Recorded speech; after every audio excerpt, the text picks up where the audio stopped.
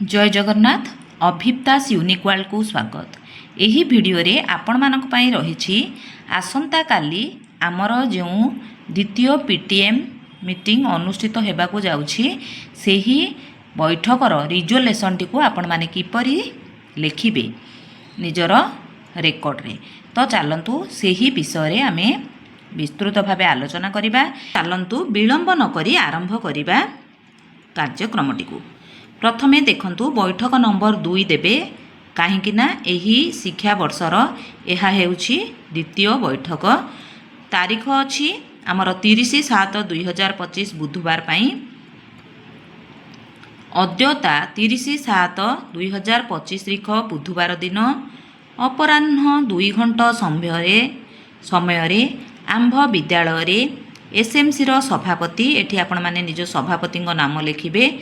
अध्यक्षतार SMC रो सभ्य सभ्या अभिभावक शिक्षक शिक्षयित्री को नहीं एक बैठक होइथिला।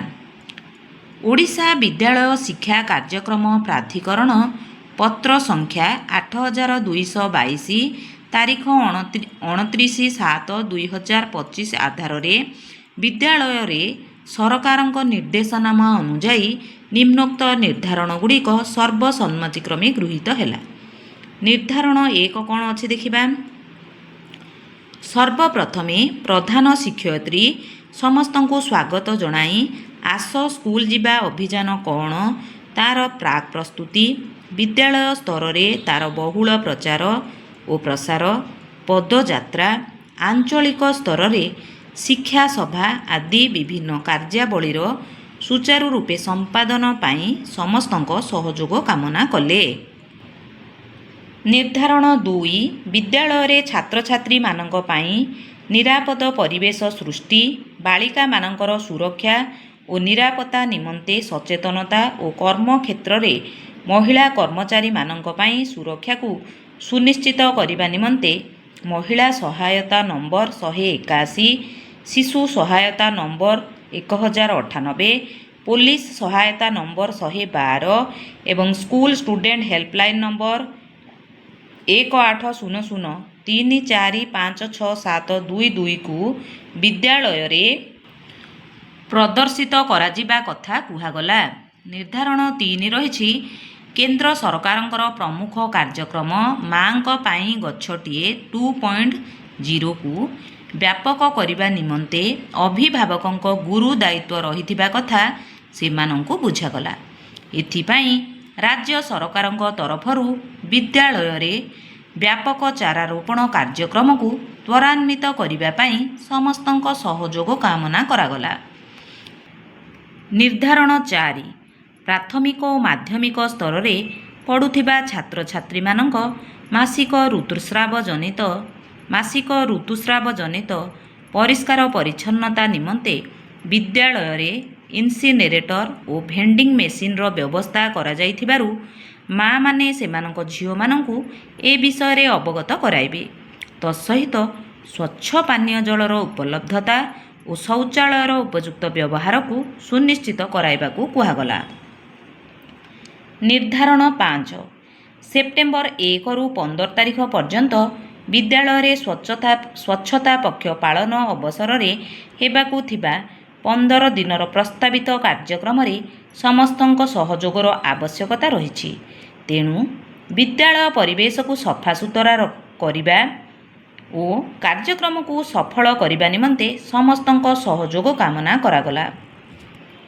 निर्धारण 6 सुरभि 2025 प्रतियोगिता निमंते अभिभावक माने निज पिलांकु प्रस्तुत कराइबा पाई कुहागला। छात्र छात्री मानकु पोशाक जोता आदि वितरण प्रक्रिया को सुनिश्चित करने कथा कुहागला। छात्र छात्री मानकर क्यारियर गठन रे पिता मातांक भूमिका जेपरिकी आरंभरू पिलांकु ठीक भाव मार्गदर्शन करिबा उपयुक्त शिक्षापथ बाछिबारे सेमानंकु सहयोग पिलांक मनोबल और आत्मविश्वास बढ़ाइबा पिलांकु आचरण और नैतिकता शिखाइबा क्षमता और स्वाधीनता दे समर्थन करिबा क्यारियर मार्गदर्शन और विकल्प देखाइबा विषय रे अभिभावकों को बुझागला। निर्धारण 7 भिन्नक्षम शिक्षार्थी मानक निमंते ପ୍ରଦାନ କରାଯାଉଥିବା ବିଭିନ୍ନ ସୁବିଧା ସୁଯୋଗ ଓ ଅଭିଭାବକ ଶିକ୍ଷକଙ୍କ ଭୂମିକା ସମ୍ବନ୍ଧୀୟ ବିସ୍ତୃତ ଆଲୋଚନା କରାଯିବା ସହ ସେମାନଙ୍କୁ ପ୍ରଦାନ କରାଯାଉଥିବା ବିଭିନ୍ନ ଆର୍ଥିକ ସହାୟତାର ବ୍ୟବସ୍ଥା ଯେପରିକି ସହାୟତା ଭତ୍ତା ବାର୍ଷିକ 5,000 ଟଙ୍କା, ଯାତାୟାତ ଭତ୍ତା ବାର୍ଷିକ 2,000 ଟଙ୍କା, ପଠନ ସହାୟକ ଭତ୍ତା ବାର୍ଷିକ 5,000 ଟଙ୍କା, ବାଳିକା ଶିକ୍ଷାବୃତ୍ତି ବାର୍ଷିକ 2,000 ଟଙ୍କା ବିଷୟରେ ସୂଚନା ପ୍ରଦାନ କରାଗଲା। ନିର୍ଦ୍ଧାରଣ 8 ଅଭିଭାବକଙ୍କ ଠାରୁ ବିଦ୍ୟାଳୟ ଶିକ୍ଷାର ସର୍ବାଙ୍ଗୀନ ଉନ୍ନତି ନିମନ୍ତେ ଗଠନମୂଳକ ପ୍ରସ୍ତାବ କାମନା କରିବା ସହ ଧନ୍ୟବାଦ ଅର୍ପଣ ପୂର୍ବକ ପ୍ରଧାନ ଶିକ୍ଷୟିତ୍ରୀ ସଭା ସାଂ ଘୋଷଣା କଲେ। ଅଭିଭାବକ ପରିଚାଳନା କମିଟି ସଦସ୍ୟଙ୍କ ମତାମତ। ଆପଣଙ୍କ ବିଦ୍ୟାଳୟରେ ଯେଉଁ ସବୁ ମତାମତ ଆସିବ ଆପଣମାନେ ସେସବୁ ମତାମତକୁ ଏଠି ଉପସ୍ଥାପନ କରିବେ। ବିଦ୍ୟାଳୟ ଚତୁଃପାର୍ଶ୍ୱରେ ପାଚେରୀ ନିର୍ମାଣ କରିବା, ରୋଷେଇ ଘର ନିର୍ମାଣ କରିବା ଉପରେ ଗୁରୁତ୍ୱ ପ୍ରଦାନ, ସ୍ୱଚ୍ଛ ପାନୀୟ ଜଳର ବ୍ୟବସ୍ଥା। ତାପରେ ଏଠି ଦେଖୁଛନ୍ତି ଡାହାଣ ପାର୍ଶ୍ୱରେ ରହିଛି ପ୍ରଧାନ ଶିକ୍ଷୟିତ୍ରୀଙ୍କ ସ୍ୱାକ୍ଷର, ବାମ ପାର୍ଶ୍ୱରେ ସଭାପତିଙ୍କ ସ୍ୱାକ୍ଷର ରହିବ।